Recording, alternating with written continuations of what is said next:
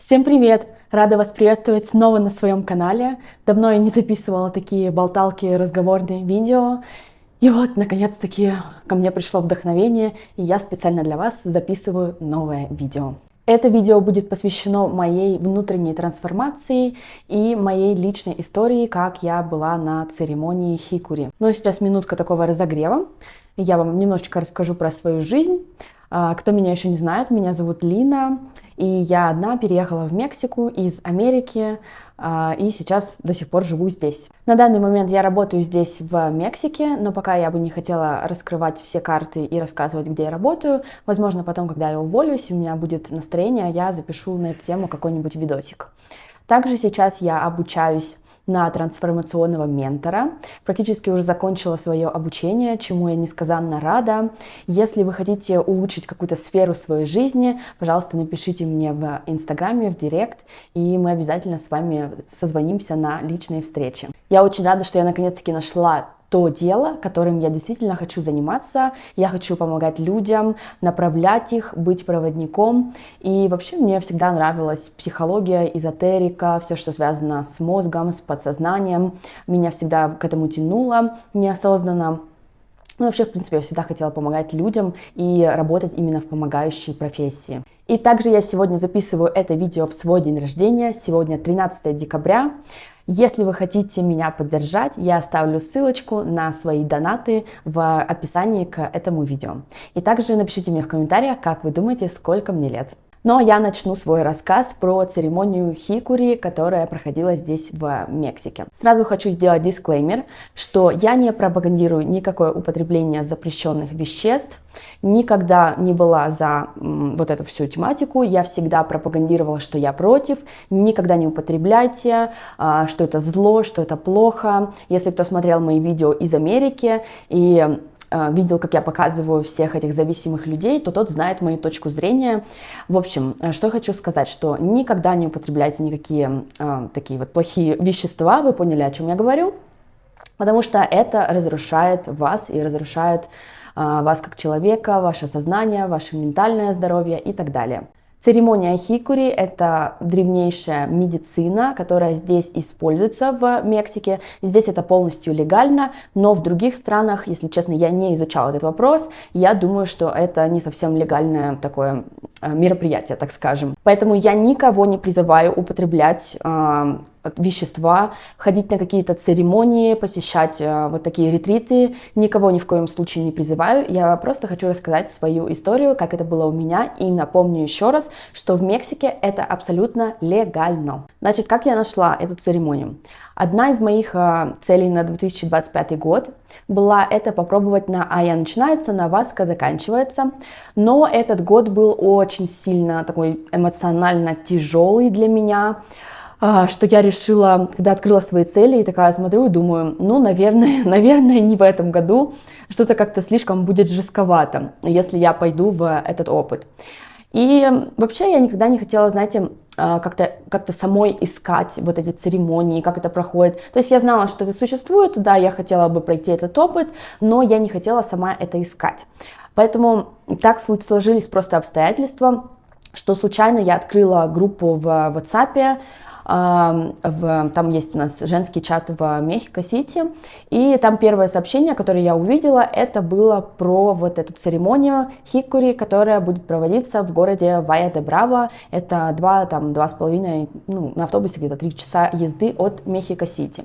И я прям почувствовала такой отклик, что да, мне действительно это нужно, я бы хотела попробовать, я про эту церемонию слышала, я знаю, что она не такая жесткая, как на Айя начинается, на Васка заканчивается.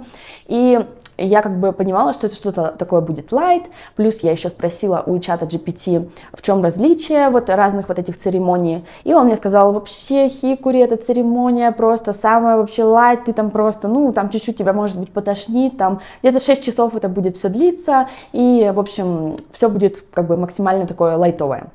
И я подумала, вау, класс, вообще супер, с этого хотела бы начать. В общем, списалась с девушкой, которая все это проводит. Она мне объяснила, как добраться до Вайя де Браво. Я уже была в этом красивом городе. Это такое классное место, находится как бы в горах. Там очень много зелени, природы, у них там озеро. Очень многие мексиканцы любят туда приезжать на выходные и отдыхать. Церемония проводилась в субботу, и утром я проснулась, поехала до автовокзала, купила там билет, он стоил 310 песо, и где-то мы ехали 3 часа, потому что были пробки в Мехико-Сити. Значит, приехала я в Вайя де Браво, там не работают ни Uber, ни InDrive, ни Didi, ну, в общем, никакие приложения с такси, поэтому мне пришлось просто поймать какого-то мужика на улице рядом с автовокзалом. Первый, кстати, таксист вообще меня не хотел везти, он посмотрел, куда ехать, там ехать было где-то 40 минут. И он такой, типа, нет, я не поеду. То есть они такие еще избирательные там. А второй дед загнул мне цену в 300 песо. Но это дорого для этого города и для этого расстояния, которое мы проехали, это дорого. Ну и, короче, в конце, когда мы уже подъезжали к дому, где проводилась церемония, он еще захотел с меня немножечко содрать денег, но я ему сказала, что извини, дорогой, как бы, давай, все, удачи, пока. Из Мехико-Сити я где-то выехала в 2 часа дня, у меня был автобус, и приехала уже к месту проведения церемонии в 6 вечера. Уже было начало, и мы начали где-то примерно в 7 вечера. Нас было, по моим подсчетам, если я не ошибаюсь, человек 15, наверное. Несколько человек были первый раз, и большинство уже было, кто проходил этот опыт уже не в первый раз. Все действие происходит на улице. Вообще в Вайя де Браво там достаточно холодная погода. Я очень так тепло оделась, прям несколько слоев одежды надела на себя, потому что там реально, ну, действительно погода, она отличается от Мехико-Сити, хотя в Мехико-Сити и то холодно по ночам. Да, сильно холодно здесь. Церемонию проводит специальная женщина-шаманка, ее называют абуэла. Вообще абуэла с испанского переводится как бабушка. Ну, все, кто там присутствовал, называли ее абуэла. Значит, как я уже говорила, что эта медицина, она здесь полностью легальна, и она передается уже тысячелетиями из поколения в поколение. И вот такие шаманки, они проводят такие церемонии. Значит, сначала мы зажгли все вместе костер. Сначала по традиции костер зажигали мужчины, потом подходили женщины, зажигали. Дальше нас выстроили в 2 линеечки. Те, кто не проходил эту церемонию ни разу, и те, кто проходили уже. И нам, новичкам, нужно было выбрать по отклику другого человека. И это будет как бы типа, они называли это зеркало. Человек, твое зеркало, он будет тебе помогать в течение церемонии, и у вас как бы будет с ним совместная работа. Естественно, я выбрала парня, классный парень был, и не знаю, почему-то вот мне он откликнулся, и у него была одна из таких самых жестких проработок за эту ночь. Я вам чуть попозже расскажу подробнее. Дальше абуэла выбрала 2 девушек, они выступали, как бы я так сказала бы, в роли проводников. Когда тебе плохо, ты прям чувствуешь, что у тебя вот все прям поднимается, они чувствуют твою энергию, подходят к тебе сзади, там спереди, начинают тебя как-то, не знаю, иногда там словами как-то успокаивать, иногда там они окуривали тебя, там угли были с каким-то табаком, с какими-то травами. Я, конечно, сильно не вдавалась в такие подробности. Вот, и тебе становилось легче. То есть они через себя забирали всю твою плохую энергию и выводили ее обратно, так сказать. В 8 вечера нам начали раздавать вот этот кактус, священное вот это растение, я бы так его назвала. Мне выдали 2 штуки, и его нужно было съесть. Этот парень, которого я выбрала, мне помог, объяснил, как очистить его, как его есть. Вкус был просто отвратительный, вообще ужасный. И меня прям сразу начало тошнить. Я вообще, знаете, из тех людей, которые очень так чувствительно относятся к еде. Я не могу есть вчерашнюю еду, которая вчера была приготовлена. Если блюдо выглядит плохо или пахнет плохо, я тоже его не буду есть. Также я не ем с детства мясо. Не потому, что я веган или что-то еще, я просто не люблю ни вкус, ни запах этих продуктов.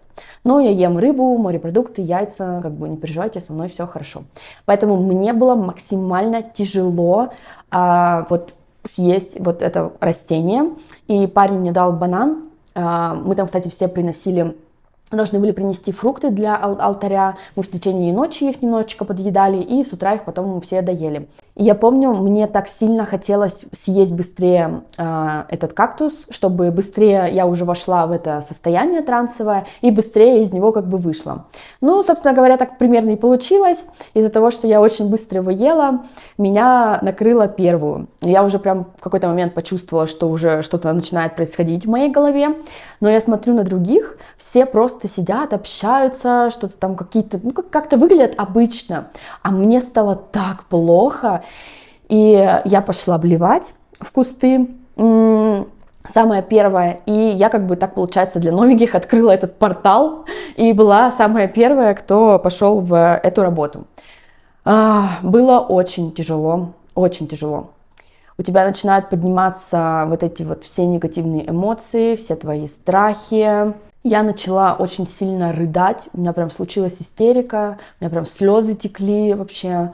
Но я знаю, почему это произошло, потому что в обычной нормальной жизни я не разрешаю себе плакать, потому что я всегда такая, типа, я сильная, во мне очень много мужского такого характера, и вообще... Ну, как бы, наверное, нужно сказать о том, что я одна живу в Мексике, мне никто не помогает, и, ну, вот это одиночество, я люблю быть одна, но это одиночество, конечно, оно, ну, сказывается, и иногда тебе хочется иметь рядом какого-то человека, который бы просто тебя, наверное, морально поддержал, вот, и ты могла бы быть самой собой. И из-за того, что я не разрешаю себе выпускать эти эмоции, конечно, меня в тот момент прорвало, у меня прям реально была истерика. Потом, как я уже говорила, я пошла блевать, и Абуэла позвала меня в работу, она меня спрашивала о том, что я боюсь, я уже не совсем, если честно, помню. В общем, несколько раз за ночь она меня подзывала к себе, и мы с ней там прорабатывали какие-то мои страхи. Значит, какой у меня был запрос вообще на эту церемонию? Я сейчас работаю в не самом классном месте, в котором бы я хотела работать. Да, оно меня кормит, оно приносит мне хороший доход, но я бы хотела все-таки начать зарабатывать деньги на том, чтобы помогать людям и начать консультировать. И мой запрос был на то, что мне нужно дочистить в себе, чтобы пройти на следующий уровень дальше. И мне вот начали показывать все мои непроработки, так скажем. Я вот начала выпускать свои эмоции. Дальше я помню, что я очень сильно злилась. Я прям вот была вот прям супер angry, потому что мне казалось, что мне одной плохо, а все остальные, они все сидят, и почему у них ничего не происходит. И я понимаю, что это просто поднимаются мои страхи.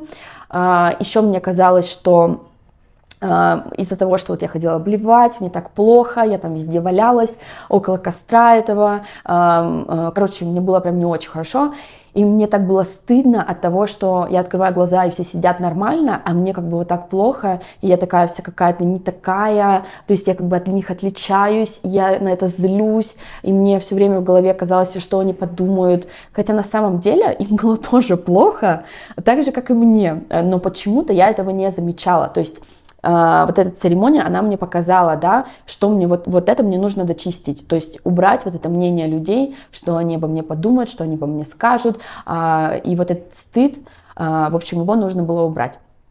Дальше я помню, в какой-то момент у меня поднялась гордыня. Это уже было под конец, да, это уже было под конец церемонии. Меня уже начало немножко отпускать, и я такая сижу и думаю, блин, какая же я классная, вот просто все вообще ничего не почувствовали, а я одна просто сделала такую большую работу над собой. И я опять же понимаю, что это опять же мне показывали какие-то мои непроработки, которые мне нужно доделать, дочистить, чтобы пройти на следующий уровень, как я говорила.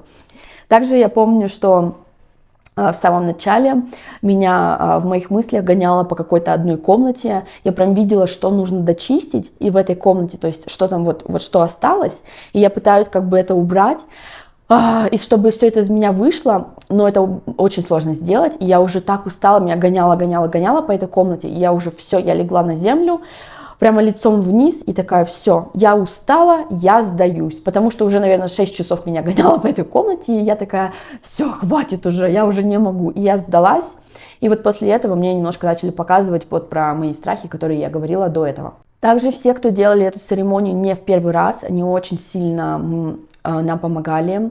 Там играли на разных инструментах, на таких барабанах, каких-то еще штучках, я не знаю их названия, к сожалению.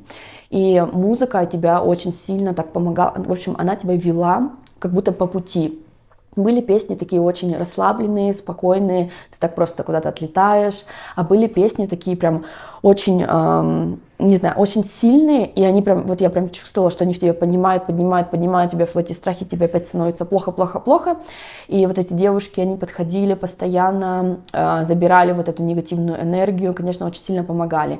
Еще я помню, там был парень, который ходил с такой трубкой, он тоже нас всех окуривал, и он мне классно прям помогал, он мне что-то шептал на ухо, я не помню, как-то, в общем, я прям чувствовала его энергию, это было так прикольно. Да, в общем, нам очень сильно помогали те, кто делали уже не в первый раз эту церемонию. Это было прикольно.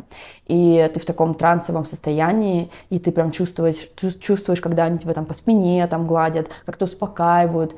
Такие, не знаю, какие-то необычные ощущения, наверное, не смогу даже вам словами их передать. Там был мужчина, у которого была собачка. Она была такая маленькая, хорошенькая, беленькая собачка, как игрушечка выглядела. И уже посередине ночи в эту собаку просто какие-то духи начали вселяться. Ее разрывало на части, то она визжала, то она гавкала, то еще что-то.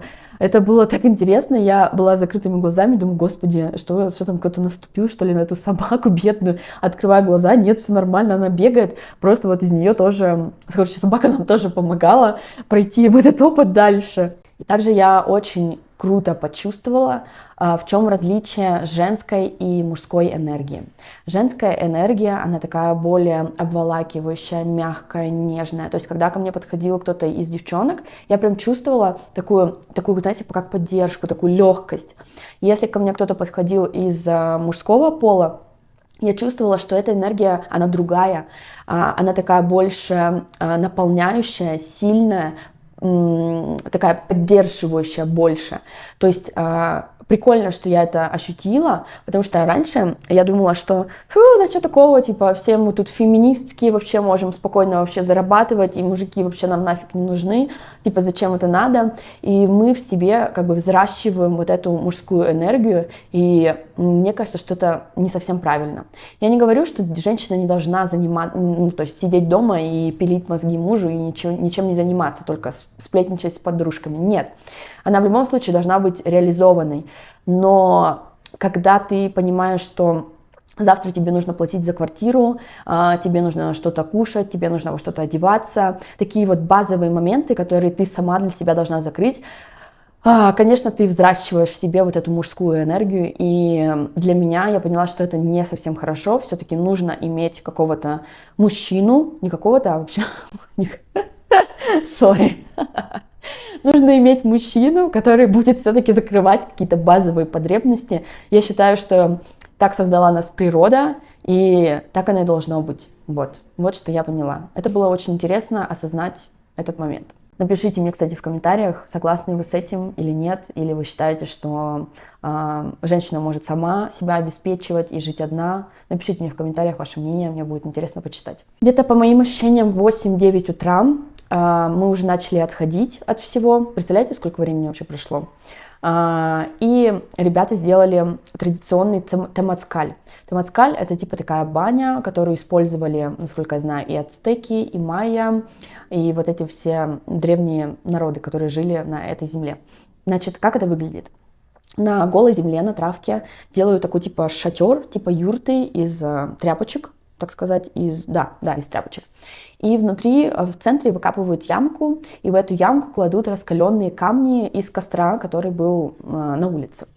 И на эти камешки поливают воду, и мы сидели там, не знаю, может час, может два, наверное, там тоже пели песни, мы что-то там разговаривали, то есть уже так плавно начинали куда-то, отходить в нормальный мир, в наш материальный.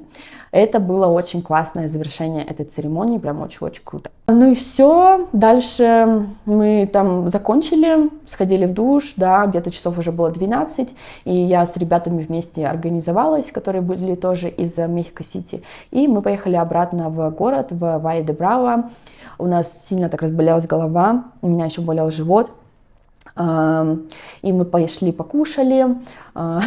Я еще выпила пиво, кока-колы, поела суп, поела эти эмпанадос, пирожки с креветками. Короче, я сделала просто все, чтобы назад как-то прийти в себя, заземлиться скорее, чтобы все это наконец прошло, потому что ты сильно очень отлетаешь, и нельзя быть очень долго в таком состоянии, нужно обязательно заземляться. И дальше мы купили билет на автобус, очень классно доехали, 2,5 часа ехали быстро, поспали, и уже в Мехико-Сити мы все так переговаривались, то, что мы уже все полностью пришли в себя. Ну, в общем-то, наверное, и все. Еще через день мне приснился сон, который был связан с моим запросом, но я не хотела бы его рассказывать, было прикольно. В общем, прикольно то, что как бы еще после церемонии ты все равно получаешь какие-то ответы на свои вопросы. В целом опыт мне этот понравился. Не скажу, что я бы хотела, наверное, еще раз пойти туда. Я бы хотела, наверное, попробовать то, что я вам говорила в начале. Одна из моих целей на 2025 год. Но к этому нужно глубоко и сильно готовиться морально, и эмоционально, и физически. И недели 2 как бы нужно подготовки, чтобы пройти в этот опыт более плавно и мягко. Поэтому, да, в целом мне понравилось. Это было интересно, это было прикольно. Я рада быть здесь, в Мексике, где все это разрешено. Да, в целом мне понравилось. Но в момент, когда все это проходило, я думала: Господи, никогда в жизни больше, никогда я не пойду в этот опыт. Все так плохо, мне так херово, просто вообще. Но сейчас я понимаю, да, было интересно, было классно. И я вам напоминаю, что если вы хотите улучшить какую-то сферу своей жизни, обязательно пишите мне в директ в Инстаграме. Мы с вами встретимся на личную сессию, потому что я трансформационный ментор и помогаю вам улучшить какие-то ваши сферы вашей жизни. Спасибо большое, что досмотрели это видео до конца. Оставляйте мне комментарии, пишите все, что вы хотите, все, что вы думаете. Я все принимаю. Если вы даже не согласны со мной и считаете, что это полная ерунда, обязательно мне напишите об этом. Ставьте свои лайки, подписывайтесь на канал. Люблю вас, целую, обнимаю.